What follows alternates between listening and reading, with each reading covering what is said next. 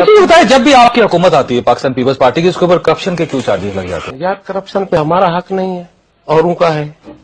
जब एग्रीकल्चर बन चुका है, आपका हक है। अब बिल्कुल हक है। देखिए जिन्होंने किया, अब ये कल्चर बन गया है। अगर जो नहीं करता वो तो नुकसान कर रहा है अपना। 1000 में से एक आदमी अगर करप्शन नहीं करता वो तो नुकसान कर रहा है।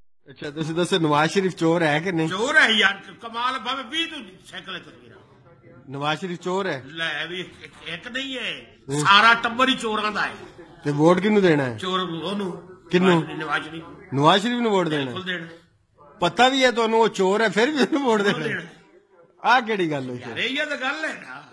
इससे पता लगता है कि सुमन बुकमन और रुमियों ने अंधे गूंगे और बहरे हैं कि उनको समझ आती है ना सुनते हैं ना बात सुनते हैं। हम कह कुछ रहे होते हैं, समझ कुछ और आ रही होती है। ये सुम्मत का अलमिया।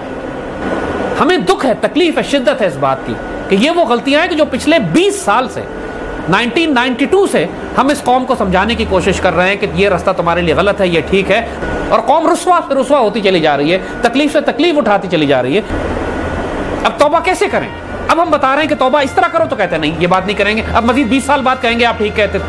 उस वक्त तक 2 नस्लें और तबाह हो जाएंगी मुसलमानों की। जो बात हम कह रहे हैं इसके अलावा कोई हल ही नहीं है कि दहशतगर्दी कैसे खत्म होगी, सूद और रिबा का निज़ाम, मुल्क की मईशत कैसे ठीक होगी, मुल्क में अमन कैसे आएगा, पाकिस्तान एक जदीद, एक गैरतमंद, एक मुसलमान मुल्क कैसे बनेगा, मुसलमान मुल्कों को इकट्ठा करके हम पूरे खित्ते के लीडर कैसे बनेंगे।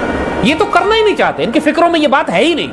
ये इतने गुलाम लोग हैं, ये सोच ही नहीं सकते कि पाकिस्तान मुसलमान मुल्कों को इकट्ठा करके कभी इसकी हाँ और ना में दुनिया के फैसले भी हो सकते हैं। ये इतने गुलाम लोग हैं। रोज ये जो तबाही मची हुई है पूरे मुल्क में, हर कोई चीख रहा है, रो रहा है, तबाह बर्बाद हो गया, कहता है हल कोई नहीं है। हम हल देते हैं तो कहते हैं नहीं ये तो नहीं हो सकता। मैंने कहा अच्छा नहीं हो सकता, फिर इंतजार करो और मार खाओ। ये तुम्हारे पास कोई हल है तो तुम वो दे दो। हाथ पे हाथ रख के तो ना बैठो ना, मसला हल करो। हल तो होगा ना कहीं ना कहीं मसले का। मसले का हल इनके पास है नहीं। जो हम देते हैं तो कहते हैं नहीं ये कर नहीं सकते, क्योंकि इसमें इनके मफादात पे जरूरत पड़ती। करना आखिर में वही पड़ेगा जो हम कह रहे हैं। इस पूरे निज़ाम को फौज के जरिए तब्दील करना पड़ेगा। अच्छे लोग लाने पड़ेंगे जो मुल्क के अंदर आके खिलाफत रास्ता का निज़ाम लाएं, बस और कोई हल नहीं है। इसके अलावा जो मर्जी हल करते रहे सिवाय रसवाई के, एक दायरे की शक्ल में घूमते रहेंगे, रुसवा होते रहेंगे, खून बहता रहेगा, मरते रहेंगे, तबाह होते रहेंगे। कि दायरा तो सू है, बुराई के दायरे में फंसे रहेंगे, रुसवा होते रहेंगे। जो मर्जी सियासी जमात आ जाए, जो इलेक्शन करा लें, जितने मर्जी जुलूस निकाल लें, जितने मर्जी धरने दे लें, सिवाय रसवाई के कुछ नहीं है, जब तक कि एक मुल्क के अंदर एक अच्छे लोगों की जमात लाएं कि जो खिलाफत रास्ता का निज़ाम करें। और वो अच्छे लोग इलेक्शन के जरिए नहीं आ सकते, फौज के जरिए आएंगे। अगर नहीं लाएंगे तो इराक बनेंगे, लिबिया बनेंगे, सीरिया बनेंगे, सोमालिया बनेंगे, इथोपिया बनेंगे। एक कुफर के दोनों निज़ाम कोलैप्स कर चुके हैं, गिर रहे हैं। कैपिटलिज्म भी गिर रहा है, कम्युनिज्म भी गिर रहा है। अब लोगों को समझ आ रही है कि बात ठीक है, खिलाफत का ही रास्ता रह गया। लोगों की अक्लें कम होती हैं, हर काम का एक वक्त मुतय्यन होता है। बच्चे अल्लाह ताला माहौल बनाता है ताकि जाहिल लोगों को भी समझ में आने लगे बात। मुसलमानों को इकबाल की बात नहीं समझ आती थी कि हिंदू हमारे दुश्मन है। 1935 में सबने हिंदुओं को वोट दिया, कांग्रेस की हुकूमतें बन गई।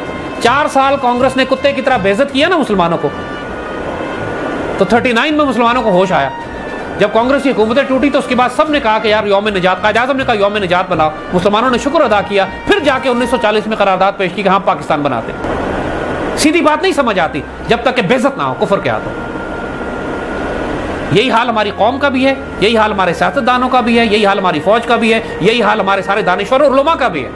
जब तक बेइज्जत ना हो, मार ना खाएं, उस वक्त तक वो बोलते नहीं, उठते नहीं, खड़े नहीं होते। लेकिन ये बात बिल्कुल तय है कि तब्दीली फौज के जरिए आएगी और कोई इदारा तब्दीली नहीं ला सकता।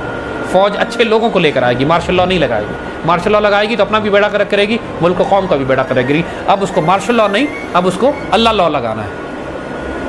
अब उसको अल्लाह का कानून नाफिज करना है, मार्शल लॉ नहीं नाफिज करना।